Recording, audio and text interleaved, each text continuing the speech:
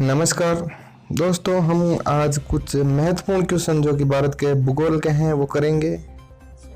भौतिक प्रदेश हमने आज हमारा टॉपिक लिया है। हर टॉपिक से हम क्वेश्चन करेंगे। प्रत्येक दिन आपको 10 क्वेश्चन की सीरीज उपलब्ध करवाई जाएगी। इन क्वेश्चनों से बाहर किसी भी एग्जाम का पेपर हो, इन क्वेश्चनों से बाहर नहीं जाएगा, ये मेरी गारंटी है आपसे। तो पहला क्वेश्चन है आपका, महाद्वीपीय विस्थापन सिद्धांत किसने दिया? तो इसका सही आंसर है अल्फ्रेड वेगनर। महाद्वीपीय विस्थापन सिद्धांत के बारे में आपने सुना ही होगा। इसमें अल्फ्रेड वेगनर ने पेंतलासा, पेंजिया इस प्रकार कुछ भूभाग बांटे थे, जिसमें अंगारालैंड और गोंडवाना भूमि थी। तो इनसे संबंधित भी 2 क्वेश्चन डाल दिए हैं मैंने। अगला क्वेश्चन है, अंगारा भूमि में मुख्यतः कौन से भूभाग सम्मिलित हैं? तो इसका आंसर है उत्तरी अमेरिका, ग्रीनलैंड, यूरोप और एशिया। इन दोनों को मिक्स रूप से हम कह सकते हैं यूरेशिया। अगला क्वेश्चन है, गोंडवाना भूमि में मुख्यतः कौन से भूभाग हैं? तो गोंडवाना भूमि में दक्षिण अमेरिका, अफ्रीका, अंटार्कटिका, ऑस्ट्रेलिया और प्रायद्वीपीय भारत, जो कि भारत का ही भाग है। प्रायद्वीपीय भारत ये गोंडवाना भूमि में आता है। बहुत ही इंपॉर्टेंट क्वेश्चन है, कई बार एग्जाम में पूछा जा चुका है। अगला क्वेश्चन है, भूसन्नति का सिद्धांत किसने दिया?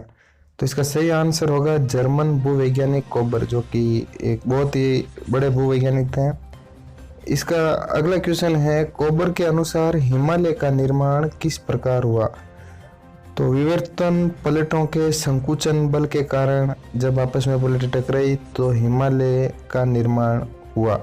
ये जर्मन भूवैज्ञानिक कोबर के द्वारा दिया गया सिद्धांत है। बहुत ही इम्पोर्टेंट सिद्धांत है और इसमें से क्वेश्चन एग्जाम में आते हैं। अगला क्वेश्चन है, हिमालय का गर्भगृह या पालनहार किसे कहा जाता है? तो इसका सही आंसर है तैत्तिस सागर।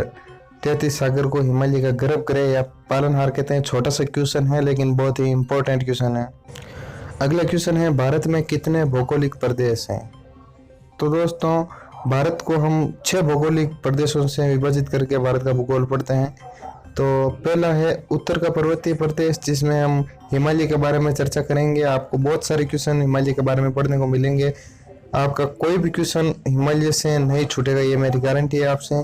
उसके बाद में है पश्चिमी मरुस्थलीय क्षेत्र, उत्तर का मैदानी भाग, प्रायद्वीपीय पठार, तटीय मैदानी भाग और द्वीप समूह। ये हम 6 भौगोलिक प्रदेशों के बारे में चर्चा भी करेंगे और इनसे संबंधित सारे महत्वपूर्ण क्वेश्चन और आज तक जो एग्जाम आए हैं वही क्वेश्चन मैं आपको यहाँ पर नोट करूंगा। तो आइए चलते हैं अगले क्वेश्चन की ओर। अगला क्वेश्चन है, उत्तर का पर्वतीय क्षेत्र के कितने भाग हैं? तो दोस्तों, हम पहले भौगोलिक प्रदेश यानी उत्तर का पर्वतीय प्रदेश के बारे में हम अध्ययन करेंगे। इसके सारे क्वेश्चन करेंगे। तो उत्तर का पर्वतीय प्रदेश 3 भागों में विभाजित किया गया है। एक तो है पार या ट्रांस हिमालय, दूसरा है हिमालय और तीसरा है पूर्वांचल हिमालय। इनके बारे में विस्तृत चर्चा करेंगे। पार या ट्रांस हिमालय के 3 भाग करके हम इनके बारे में चर्चा करेंगे। एक तो काराकोरम श्रेणी, लद्दाख श्रेणी और जास्कर श्रेणी। और हिमालय के बारे में भी हम 3 भागों में बांट कर चर्चा करेंगे। मान हिमालय या वृद्ध हिमालय, मध्य हिमालय, बाह्य हिमालय, उप हिमालय या लघु हिमालय। और ये पूर्वांचल हिमालय, जैसे हमारे भारत का पूर्व भाग अरुणाचल प्रदेश, मणिपुर, मेघालय, नागालैंड, त्रिपुरा, इनके बारे में हम चर्चा करेंगे। ठीक है दोस्तों, तो अगला क्वेश्चन देखते हैं। सारे क्वेश्चन हिमालय से संबंधित मैंने इसमें डाल रखे हैं। ट्रांस हिमालय से संबंधित महत्वपूर्ण प्रश्न की बात करें तो ट्रांस हिमालय की औसत ऊंचाई कितनी है? तो इसकी औसत ऊंचाई 4500 से 5000 मीटर के मध्य इसकी औसत ऊंचाई है। ठंडा मरुस्थल किसे कहते हैं? पार या ट्रांस हिमालय को भी ठंडा मरुस्थल कहते हैं। ट्रांस हिमालय की पर्वत श्रृंखला के नाम बताइए। ट्रांस हिमालय की पर्वत श्रृंखला 3 हैं, इनके बारे में भी हम चर्चा करेंगे। काराकोरम पर्वत श्रृंखला, लद्दाख पर्वत श्रृंखला और जास्कर पर्वत श्रृंखला। एशिया की रीढ़ किस पर्वत श्रृंखला को कहा जाता है? बहुत ही इंपॉर्टेंट क्वेश्चन है, नोट कर लीजिएगा इसको। तो एशिया की रीढ़ काराकोरम पर्वत श्रृंखला को कहा जाता है, जो कि भारत के ऊपरी सिरे जम्मू कश्मीर लद्दाख में स्थित है। अगला क्वेश्चन है, काराकोरम पर्वत श्रृंखला की सबसे ऊंची चोटी। यह बहुत ही इंपॉर्टेंट क्वेश्चन है मित्रों। तो सबसे ऊंची चोटी केटू या गॉडविन ऑस्टिन चोटी है। इसकी ऊंचाई 8611 मीटर है और ये पीओके में है। पीओके मतलब पाक अधिकृत क्षेत्र। ये विवादित है। पाकिस्तान कहता है ये हमारी चोटी है, भारत कहता है ये हमारी चोटी है। लेकिन ये सबसे विवादित ऊंची चोटी है भारत की 8611। अगला क्वेश्चन है काराकोरम पर्वत श्रृंखला पर कौन कौन से हिमनद पाए जाते हैं। तो मैंने इम्पोर्टेंट हिमनद आपके सामने प्रकाशित कर दिए हैं।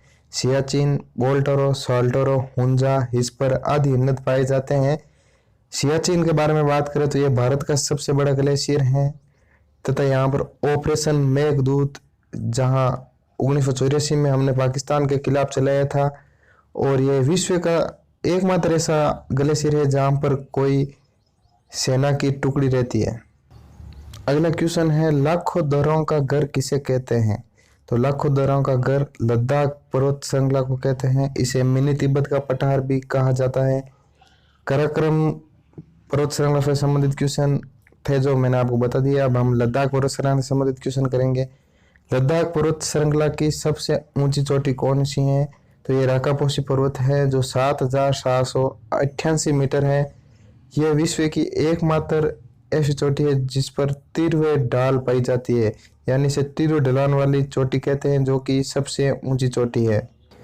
अगला क्वेश्चन है लद्दाख तथा जास्कर के समानांतर बहने वाली नदी। तो दोस्तों लद्दाख तथा जास्कर पर्वत श्रृंखलाओं के मध्य सिंधु नदी बहती है। सिंधु नदी पर ही हमारा लेह शहर बसा हुआ है। तो दोस्तों आज के लिए बस इतना ही। हम दोस्तों भारत की भूगोल को बहुत ही इजी तरीके से बना देंगे क्वेश्चन हल करके, तो एक भी क्वेश्चन बाहर नहीं जाएगा। आज हमने काराकोरम श्रेणी, लद्दाख श्रेणी के बारे में संबंधित क्वेश्चन किए हैं। आगे हम जास्कर श्रेणी और सभी चोटियाँ, दर्रे, उनके बारे में विस्तृत चर्चा करेंगे, तो इनसे बाहर आपका क्वेश्चन नहीं जाएगा। तो आज के लिए बस इतना ही। अगर वीडियो अच्छा लगा है तो लाइक करें और चैनल को सब्सक्राइब करें।